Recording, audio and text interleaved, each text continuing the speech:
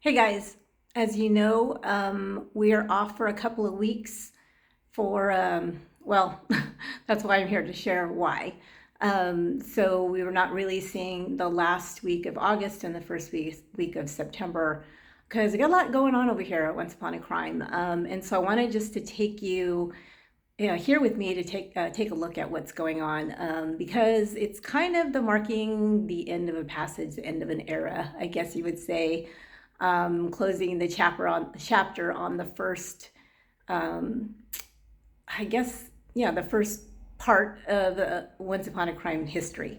So what is happening is my original office slash recording studio where I started Once Upon a Crime, I am moving out of. Today is the day I'm moving out, moving to another space. And but I'll tell you about that in a bit. But let me just show you. I want to just take you through as I'm going through myself one last time this office, my recording studio, so that you can come along with me, share this experience with me of moving onward and upward. So here we are. And I'll tell you what, it doesn't look like a whole lot. But this was my office. It's in an older building. And I moved in here in November, I believe, of 2015. So when I moved in here because I was working as a counselor, and this is where I was going to see clients. So I found this space. My good friend Michelle, who has a space right across from me, told me about this place going up for rent, and I was like, well, it's kind of a little bit too much space for me, but and she said, no, but it's a great place, and good people are renting it, and the price is right, and all that kind of stuff. So I said, okay, let me take a look, and it was still too much space for me, but I decided to go ahead and do it. So anyway, here is the front room. This was our reception area, and it was all decorated, but now you can see it's empty. Little bathroom there. We had another office here, which I originally thought I was going to use as my counseling office, but did not. I ended up renting this space out for a while, and then just in the last part of this last year, I just kind of had some things in here, did a couple of videos, but it's always just been kind of an extra space, a nice office.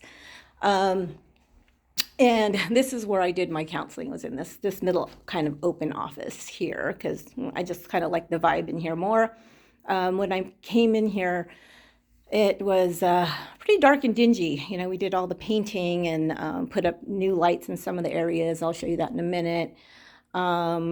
This actually is another door behind there. This is a weird Winchester Mystery House kind of office where there's three doors, a front door there, a middle door was there because I guess it used to be two separate offices, and then there's a back door, and I'll show you that in a minute. But so I put that over there because nobody uses that door. It's basically just extra. As a matter of fact, I didn't even have a key to it. I couldn't even open it for years until I got it rekeyed and did that. But I put that up because it's just a weird door. But this is the last space here that was Once Upon a Crime's recording studio. So I moved in this. You can maybe hear the acoustics are a little different once I walk in here because we put up the sound paneling, as you can see. And I moved in here, gosh, I think it maybe was during COVID, so maybe 2021, I think, that I moved in here. So yeah, maybe early 2021. And made this the recording space. It was used as different things. I had another different counselor used it, and whatever. It was. And then when COVID happened, I had renters who rented out part of the space. Like I said, it was too much space for me, but let me turn this on, because I didn't need all this space, so I rented it out because it was a really nice space. I had it all fixed up, and I figured somebody, could use it. And so I had a couple of wellness practitioners. I had an esthetician in here. I had an educational therapist. So it was just really good environment, really good vibe with people. But when COVID happened and all of those people are people who see clients for a living, couldn't, no longer work seeing clients in person. So they all decided to, save the rent and move out. At that time, Once Upon a Crime was doing well enough that I thought, I'll just keep the space for myself. So it's kind of what I did. And moved into that space instead. And I'll show you where my original space was, but I'll take you to the back here. I said older building, so it's a little bit, dated, but I mean, we made it nice. I had things in here, before, and it looked pretty nice. And, but now it kind of looks like the original. So anyway, when I first came into this space, I thought, oh, it's cool. It's got a little kitchen. I had a little refrigerator in here. I had a microwave. I had, all kinds of things.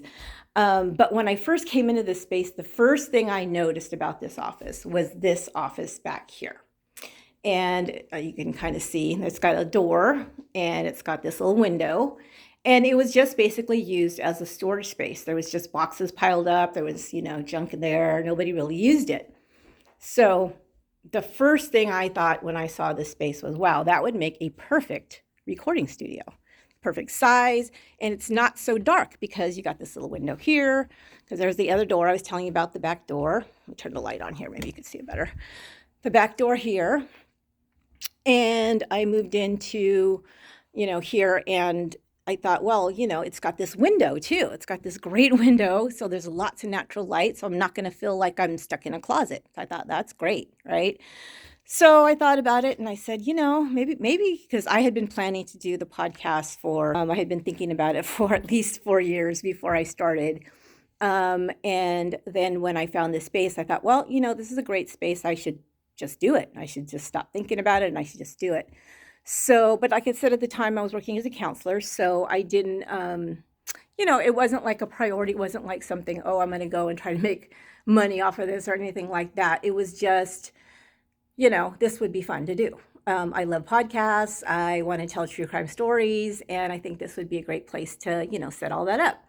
So, I came in here and there are pictures, and I might post those somewhere as well, of the original setup with my big desk here.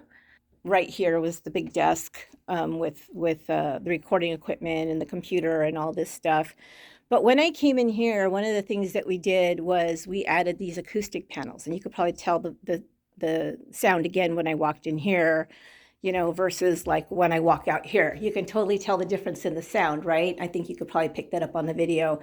But we put these acoustic panels in because it muffles the sound, of course, makes it a really nice, rich, warm, sound in here. And also the acoustic panels, put those up as well. So this was the setup, and started this in June of 2016. And I had been working on the first 3 episodes before I launched, which was the Lost and Found series, and put them all out on June 6, 2016. And it kind of just took off from there. You guys probably know the story of how it grew pretty quickly because Generation Y gave me a shout out, and people were really looking for true crime at the time because Serial had ended. And people were looking for more of that kind of content. And there wasn't a lot of true crime podcasts out there then, at least not like this, not like, telling stories about true crime, cases. There was some interviews kind of podcasts, but Gen Y was one of the first who actually discussed cases. And I decided to do mine as a one-person podcast just because I was never really good at group projects in school. I was always like a little bit of a control freak and like to do things my own way. So I thought, no, I'll just do it myself. I can tell stories. I can tell stories. So that's what happened. And this is where it all started. So it's kind of, guys could see the origins of Once Upon a Crime. It's a little tiny room. I was in this room for literally, oh gosh, five and a half years, something like that. Five and a half years. Yeah. In this room. So this is where it all started. Right here on this wall above my computer, I used to have my wall of fame, I called it, and it was all the stickers of all the true crime podcasts as they started to become, podcasts started coming. I started putting all my true crime stickers there that people would send me or that I would collect at CrimeCon or wherever, that kind of thing. So this is it, guys. So what's happening is I have moved to another space. Actually, it's a little house. I have a little house. It's up in the foothills up here where I live. It's a beautiful, beautiful area. And I just, again, like this place, I just got lucky to find it. and that other place just kind of was offered to me. And I was thinking about it because what I'd been doing for a while, you guys might have known this or saw posts or something that I've done about it, but I had been going periodically, like every 3 or 4 months at least, to go rent an Airbnb somewhere that was quiet and secluded and away from distractions, so I could just write, because that takes so much of my time. The research, of course, does, but Loretta helps me with a lot of that. And, the reading and things, and I could read pretty quickly and take notes. That's, it takes a little bit of time, but the writing is what takes the biggest bulk of my time. So I really decided that, I needed that time away to do that. So, I've been putting some money into doing that, going to Airbnbs for like, 4, 5, 6 days at a time. And this way I can actually have it both. I can have both. I can have, my studio, and I can have my writing space. And what I love about it, and you guys will be seeing pictures once I get all settled in, is it's got a beautiful, beautiful outdoor space, because this place is great, but I felt pretty isolated. As a matter of fact, in the last, I would say 6 or 8 months or so, it's felt almost claustrophobic for me. And I started to feel really dragged down as far as my energy. I felt like I wasn't putting as much energy into Once Upon a Crime as I would like, as I had always done. And I didn't like that feeling. I felt like I was getting drained, and that is something I never want to have happen, because I love doing this so much. And I love, being a podcaster, and I love putting out these true crime stories. And I don't want all the details of it to drag me down and make me not want to do it.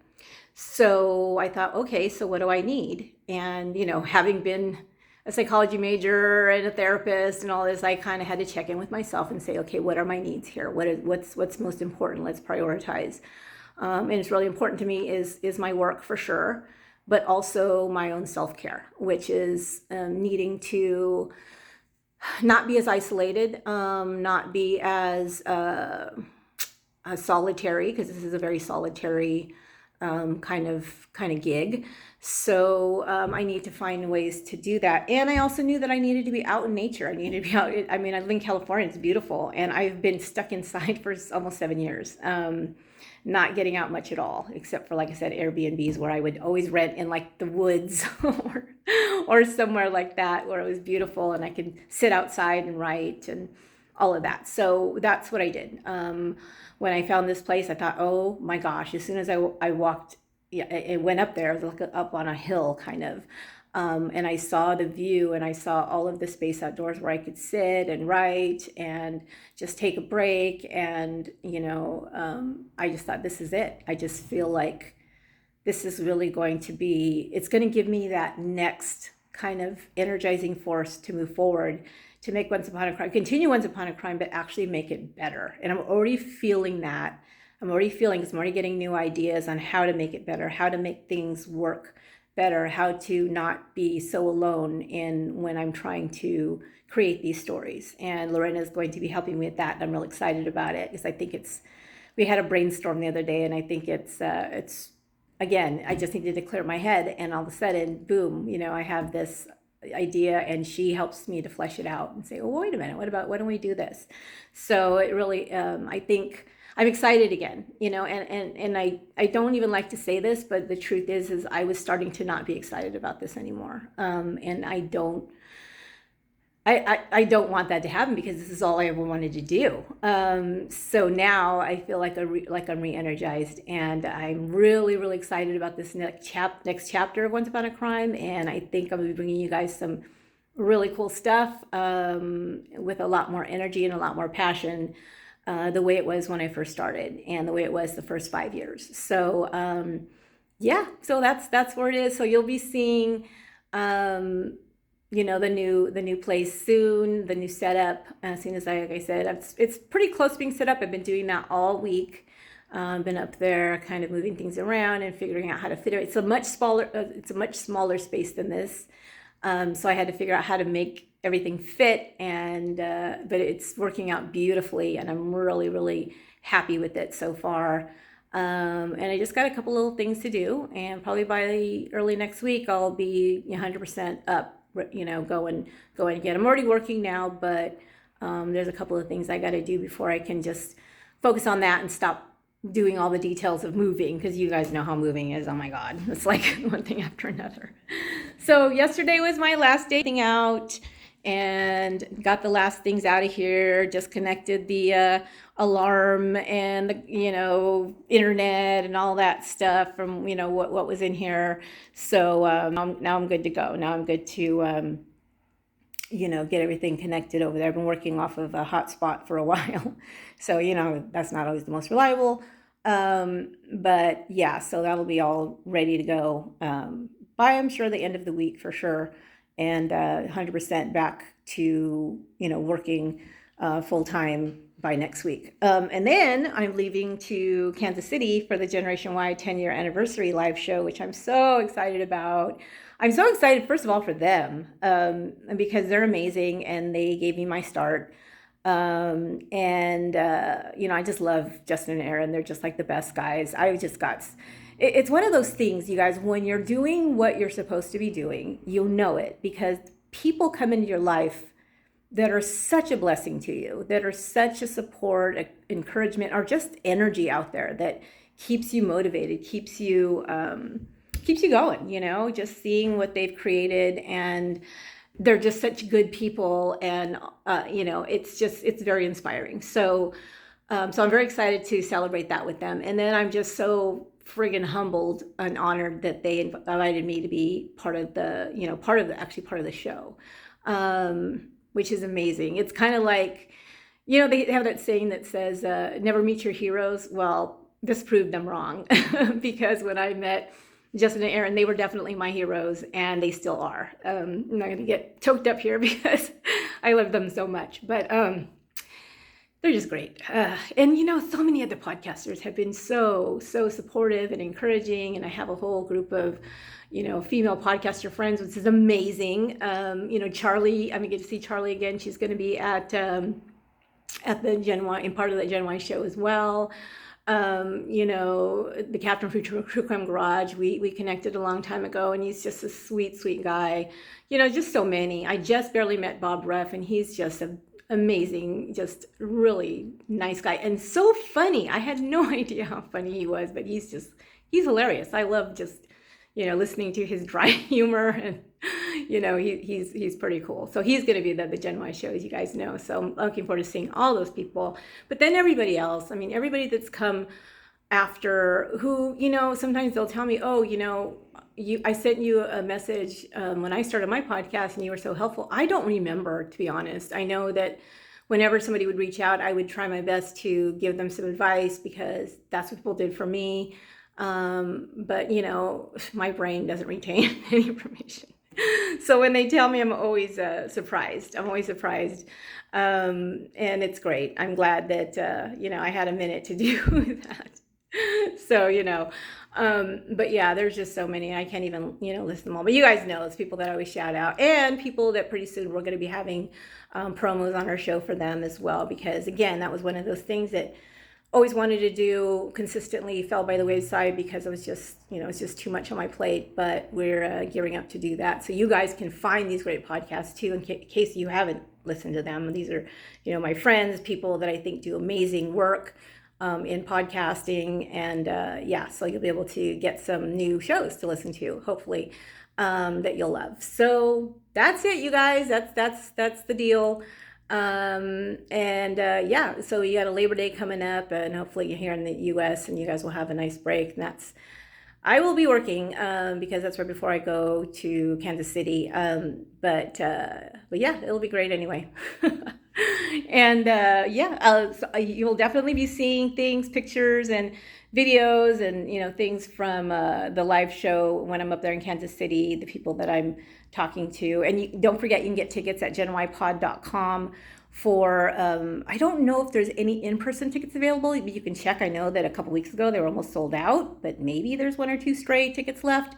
But you can still do, you can get a ticket to the live stream, which I think is going to be really fun. I mean, that way you can still be with us. And I think you can see it afterward. I'm sure you can see it afterwards too, in case you can't be there, watch it at the time that it's happening, which is September 8th at 7 p.m. So at the Screenland Armor Theater in Kansas City. So that's it, and I will be seeing you guys around. Thanks so much for everything. You're amazing. I just want you to know that you are a big part of all of this. You are the biggest part of all of this because, otherwise I'd just be talking to myself, right? Thank you guys. Okay, have a great one, and I'll talk to you soon. Bye.